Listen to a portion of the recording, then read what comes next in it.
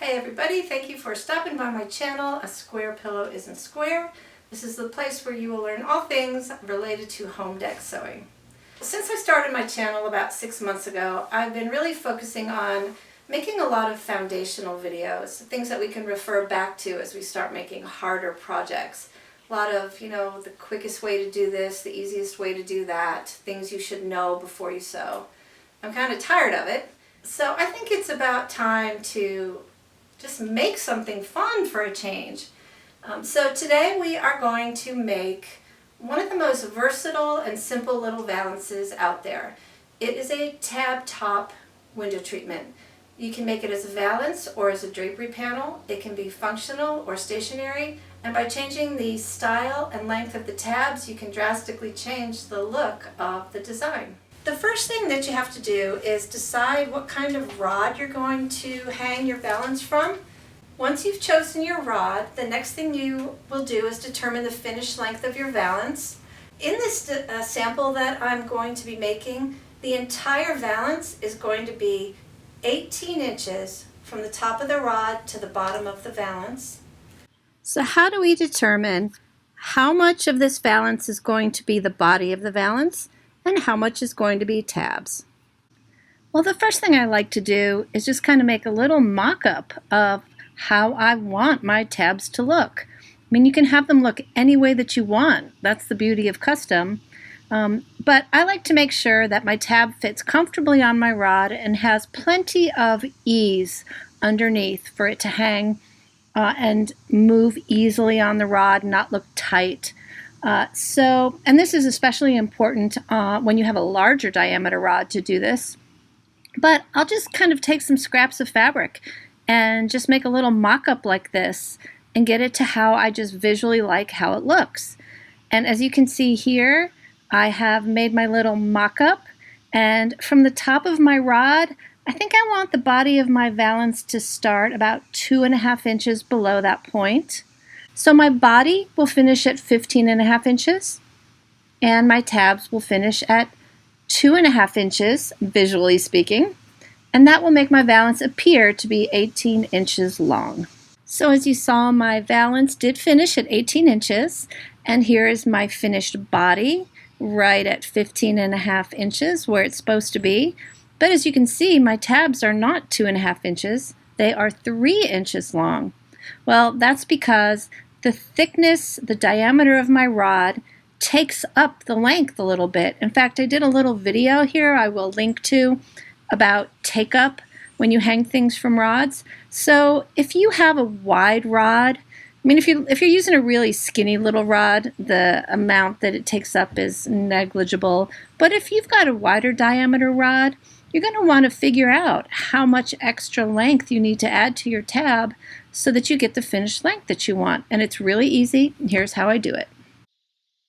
So just go back to the little mock-up you made, wrap a soft tape measure around, stopping and starting at the upper edge of where you want your valance body to start.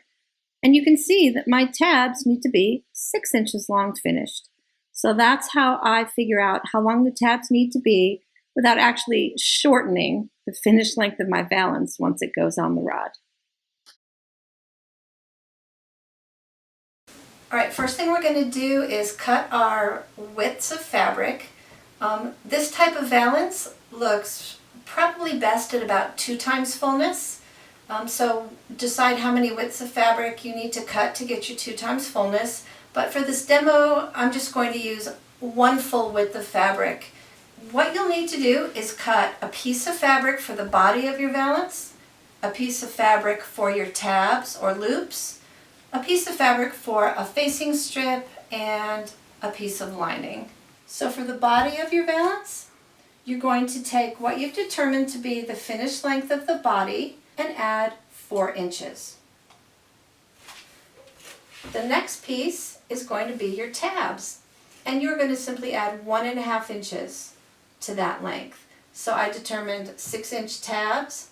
I'm going to cut a 7.5 inch piece of fabric for my tabs.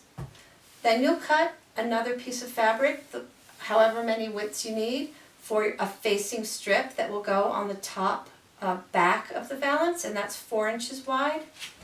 And lastly, you need one piece of lining, and that's the finished length of the body of your valance, and you'll only add 1 inch to that. Step 1 is going to be sewing your widths of fabric together, if indeed you need multiple widths, which you probably will. So you'll sew your widths of lining together, you'll sew your widths of the body of your fabric together, and you'll sew your facing strips together in order to get the full width that you need to work with for your valance. The next step is that we're going to draw a line on the right side of our lining, 2.5 inches up from the bottom. You can use a pencil. You don't have to worry about if this shows or if it disappears or anything like that. You're not going to see it when it's finished. So just make some marks and draw a nice straight line 2.5 inches up from the bottom, like this. And the next thing we're going to do is take the body of our valance that we have cut out, and I always use a pin to mark the top side, so I always make sure that everything's cut in the same direction and I know what direction is up. So this is the top of my valance, and I am going to turn it over, put the right sides together, and line up the bottom of my valance with this pencil line. And we can cut down the finished width later, or you can do it now. But you're just going to want your valance to finish at 2 times your desired finished width, plus about an extra inch for your little side seam allowances. So here I've got my fabric lined up. I'm just going to put some straight pins in here, and as you see, I've got it lined up with my pencil line. I'm just going to take this to the machine and sew it real quick. I forgot to mention that I did sew the seam in a 1/2 inch seam allowance. And so here I've got my little valance that's sewn on along that line. The next thing you do is flip this forward, and I press this seam allowance away from the lining, like so.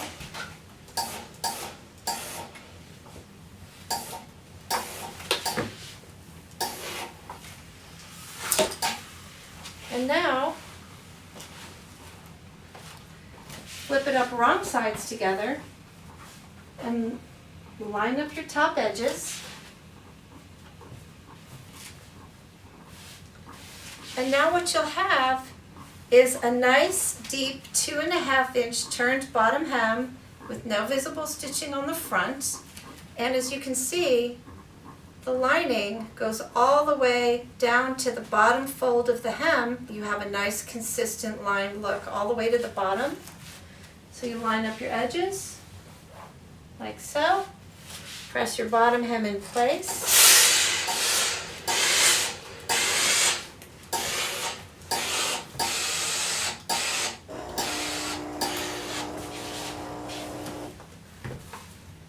Alright, you have a couple options to finish the little side seams. You can, at this point, just press in 1/2 inch on your lining and on your face fabric.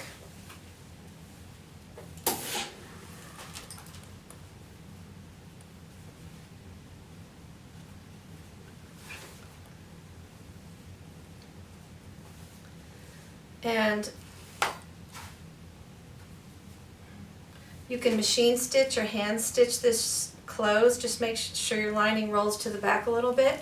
Another thing you can do is flip it right sides together, where you line up the bottom of your lining. Line up your top edges like this, and you can actually sew in a 1/2 inch seam allowance. I think I'm going to do it that way. So I'm going to go ahead and sew these little side seams.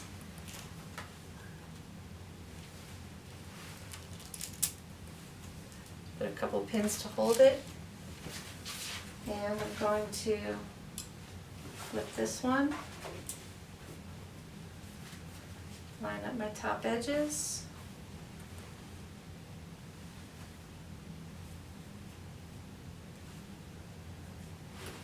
Like that.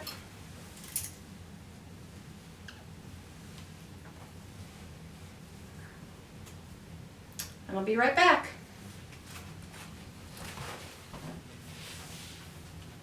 All right, once you have sewn your side seams closed, just put your thumb right into that corner and give it a little pinch and pop your corners out.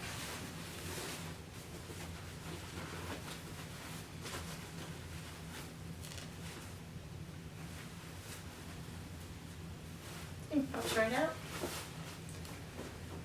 And now we simply turn it, line up our top edge,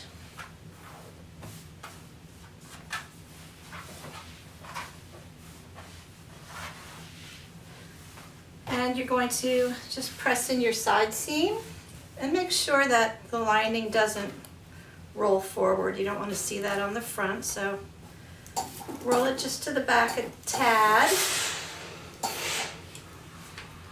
Do that on the other side.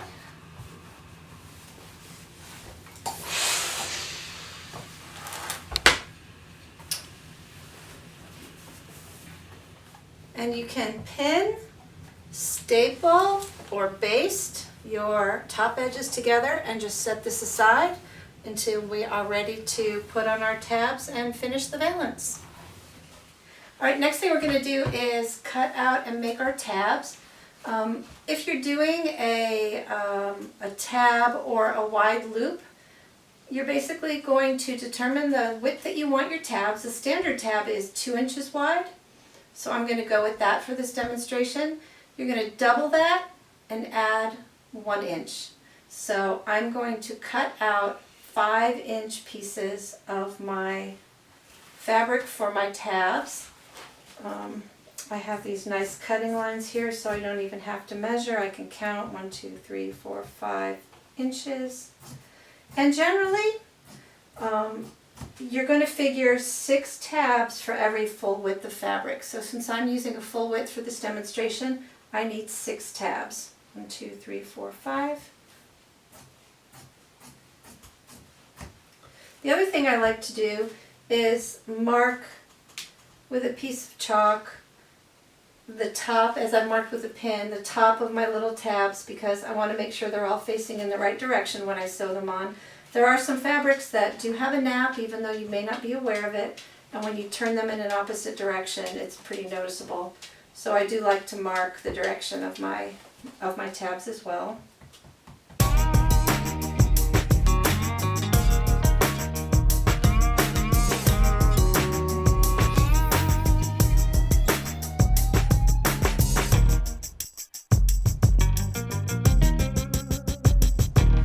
Now all you do is fold them in half lengthwise and sew them in a 1/2 inch seam allowance. All right, got all my little tabs sewn.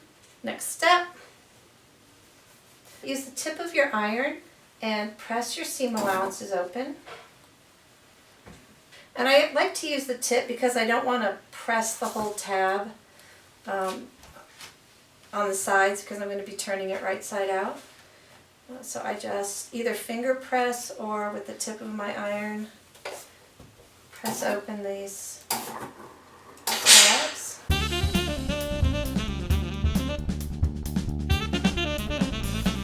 And once they are pressed open, the quickest way I know to turn them right side out is to get a big old safety pin, stick it through the top, and feed it all the way through, and just turn them right side out.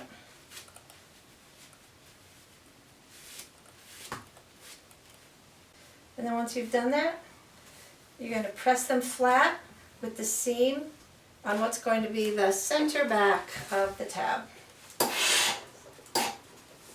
So there is one finished tab. The next step is to pin our tabs in place. So you will start by folding your tab in half, lining up your raw edges, and we're going to pin one in place on each end, raw edges together, and lining up your side seams to the edge of your tab.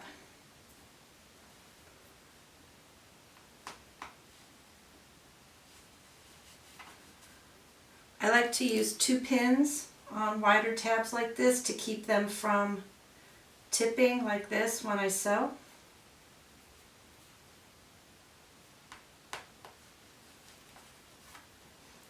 One end, same thing on the other end. Oh, and by the way, this is where you will take note of where the top of your tab is. You can't really see it, it's very faded. My chalk mark is here. That means this is my up direction, this is the top. So I want to make sure that my tabs are facing in the right direction. So check that too. If you've got a directional fabric or a fabric with a nap,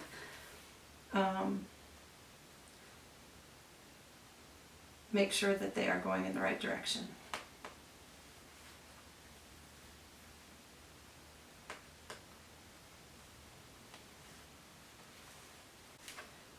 Okay, the next thing you do is you get a tape measure or a ruler, and you're going to want to find the middle of each tab. So these tabs are 2 inches wide, so the middle is going to be at 1 inch, and I'm just going to put a little pin there. And I'm going to do the same thing on the other side.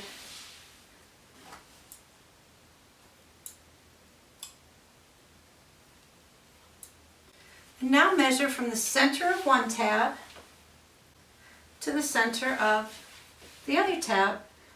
As I mentioned, I use about 6 tabs on a full width of fabric. If there's 6 tabs, there's going to be 5 spaces. So what I'm going to mark is, I'm going to divide the distance between the center of these 2 tabs, 55.5 inches, and I'm going to divide that by 5. So 55.5 divided by 5 is 11.1. Now that's a hard fraction to measure. It's not even 1/8 of an inch. So, I mean, if your tabs are off by 1/8 or 1/16 of an inch, it doesn't matter. But one trick that I use to mark them is I will take this number, 11.1, let me start over, 11.1, and if you hit the plus sign on most calculators, and then the equal sign, each time you hit the equal sign, it adds that number again. So I hit it one time, it was 11.1, and I hit it and it says 22.2. I hit the equal sign again, it says 33.3. So it's adding that 11.1 each time. That helps me mark my measurements without worrying too much about the fractions. So what I'll do is I will put a little chalk mark at just over 11 inches, it's 11.1. And then it was 22.2, that's just under 22.25, 33.3, just under 33 3/8, and so on. 44.4, and then the last one should end up 55.5, exactly where it should be, at 55.5 inches. Okay, so now I'm going to center a tab with my little chalk side, a little chalk mark facing up. I'm just going to center a tab right on that chalk line.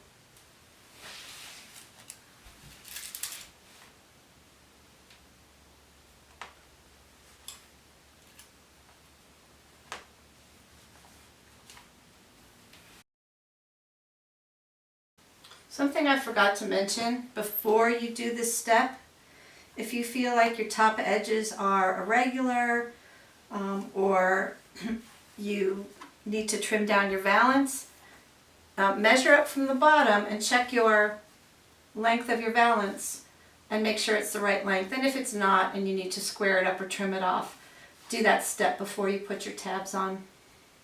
We're going to take our facing strip, and because you've turned a little hem, you should have just a bit of excess coming off the edge. And you simply pin this in place.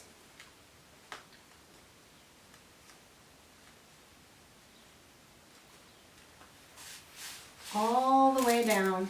I'm going to start on each end here. Okay, now I stitched this. I like to use kind of a generous seam allowance, so I don't like just having a little bit of fabric inside this seam. The tabs, depending on the weight of your drapery, can take a lot of stress. I don't want them ever popping out. There could be some irregularities. So I tend to stitch in about a 3/4 of an inch seam allowance for this step. So I'm going to go do that right now. Okay, last step. Now that you stitched that on there, fold your facing back. I'll give it a quick press to just make this edge a little sharper.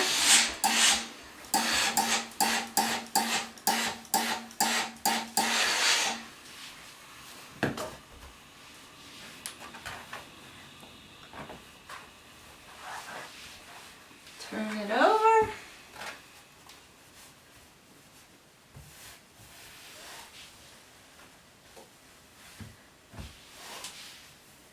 Line up your seam right at the top. Give it another press.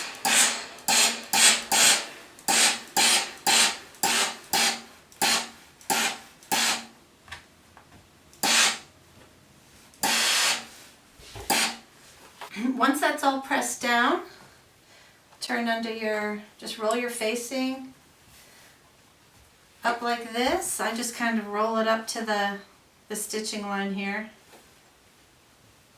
or just below, doesn't really matter. The width of this doesn't matter a whole lot. You just want to make sure that you have somewhat of a facing, and I'll show you why when this is finished. You may be wondering, well, why don't you just pillowcase it, which is just so the right sides together, the right side of the lining to the right side of the fabric, and flip it over, kind of like we did here.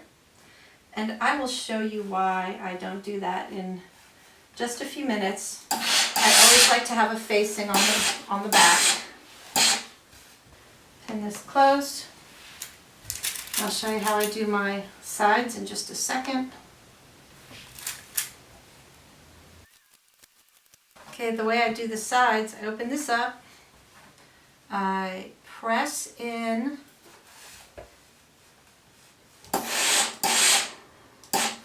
the sides. Unfortunately, as I said, this polyester isn't holding a press, but I'll even kind of do it at an angle where it starts out right on the edge and then it tapers in a little bit. I'll show you why here. And then I'll bring this down to the same point where I've got the rest of this folded, and just put it in place. And the reason I taper it in, see how now it's coming onto the back a little bit. I'm trying to reduce the chance of this showing from the front. Now from the front, in fact, when I go to stitch this, I make sure that this is tucked all the way in.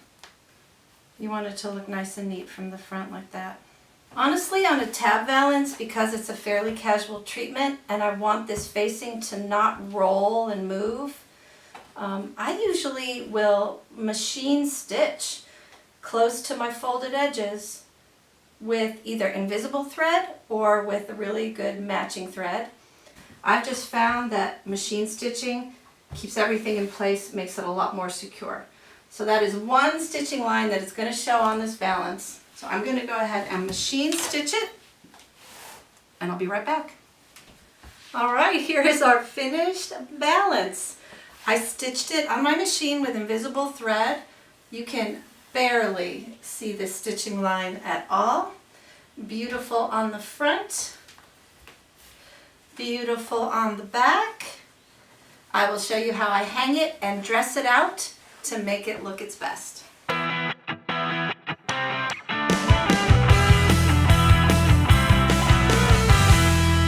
There's lots of ways to dress out this valance, and I'm using this rod that's already in my home. It is, obviously this valance is too small for this window, so please ignore the fact that it doesn't fit.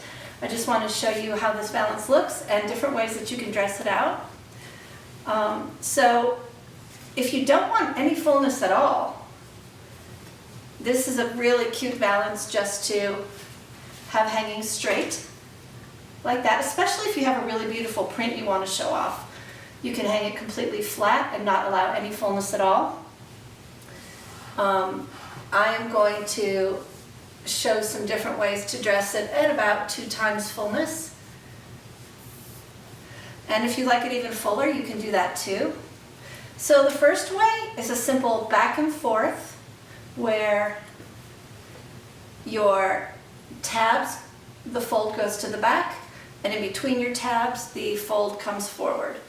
So evenly distribute your tabs and simply straighten out your folds where they go forward and back in a nice serpentine look. That's one way to do it. Another way that you can do it is to actually pull the fabric forward between the tabs. So it goes forward between the tabs, and then we'll come to a pretty little point at the bottom here. This is my favorite way to dress out a tab valance because I think it looks the prettiest and the most full. I'm simply pulling forward, down and forward at each tab, and then making kind of a little bell, and then making a point between each tab like that. Yeah, that's like totally the prettiest way I think to hang a tab valance. Another thing you can do, oh, and by the way, you know how I was saying that I don't like to just pillowcase the edge of my lining? If you've got a really full valance and you dress your valance this way, the folds come forward and can angle down a little bit. And depending on the perspective that you have in the room, you can sometimes see the back edge of this fold, and if it's white, it's going to really stick out and be really noticeable. And also if you happen to have a home with like an open second story where you can look down into your living room, or you can see it down into the top of this valance, it just looks much, much better if this top inside edge is finished. So that's the main reason that I always finish it. I don't want white edges showing at the top here when I dress out my valance. Another little professional tip to get the best finished product. And another thing that you can do is you can now take this same fold and you can fold it backwards into a little cuff like this.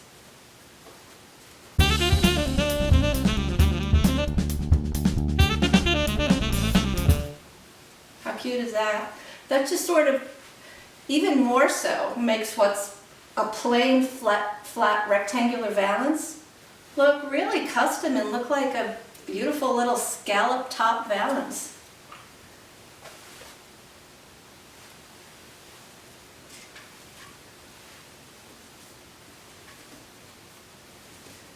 And believe it or not, there's one more thing that you can do. And if you do a contrasting facing piece on the back, you can actually cuff this to the outside like that.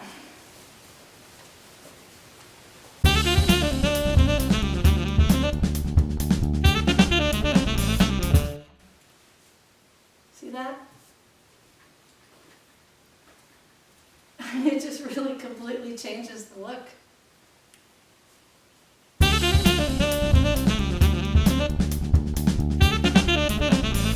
How cute is that? So 4 different looks, one very, very easy Tab Top Valance. Awesome. So that was super fun and easy, right?